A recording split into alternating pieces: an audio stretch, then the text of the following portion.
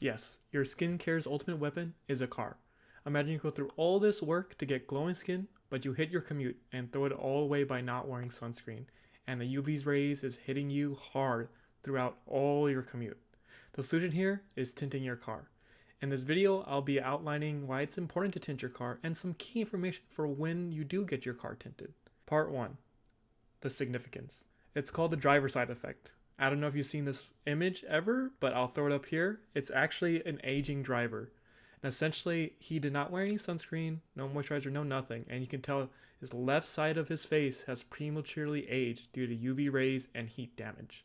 And this is what happens over time. Of course, it's not going to happen day by day, but over time, the left side of your skin will just start aging like crazy and take so much damage.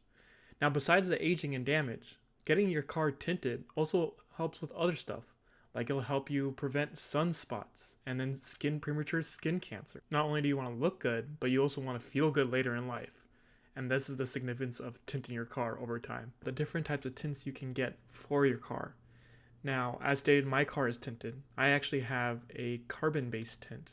So before I even get into that, let's just talk about the three tint types.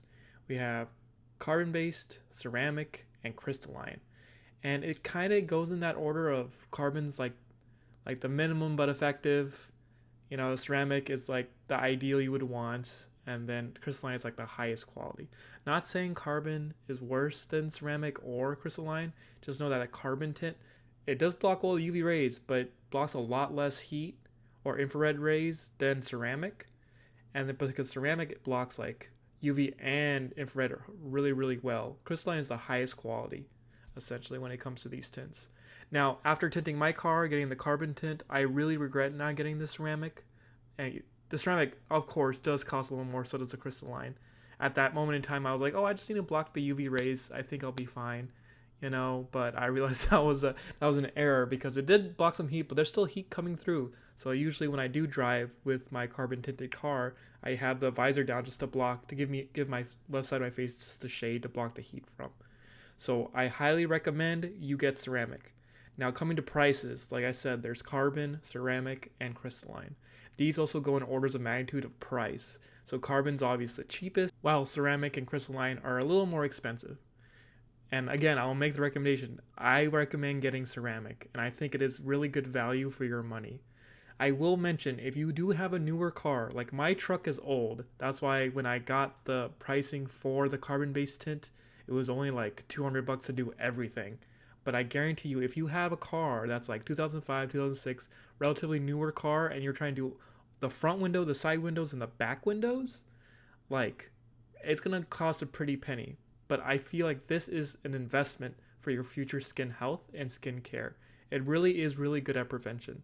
Now, I will mention, if you do get your car tinted, or when you do, your car will be a lot cooler. So now you can actually store your skincare products inside your glove box without it being super hot. Because like obviously you don't want to keep sunscreen in like a really hot place. That ruins the sunscreen. Or keep any skincare product in a really, really hot place. That ruins it. So your car can technically almost become a secondary place where you can do all your skincare needs ish. There's no sink, obviously. You can't do a cleanse or anything. Now, I will mention, when you do get your car tinted, or if you do get your car tinted, you will need to replace the tint depending on which type of tint you got.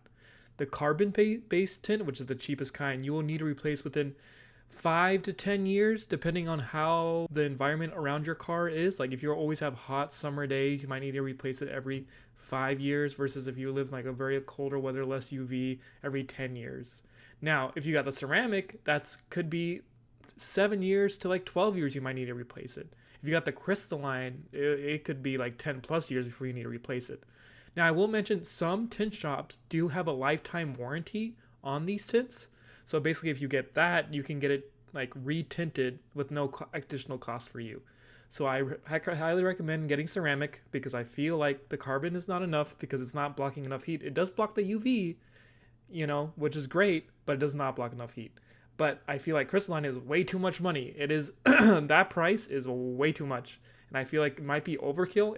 If you do have the cash though, then I recommend crystalline. But I feel like the best value for your buck will be ceramic. I know in like a couple years from now, I think I got my truck tinted like 3 years ago. maybe in 4 years, around the 7-year mark, I'm gonna get it retinted with ceramic for sure, for sure.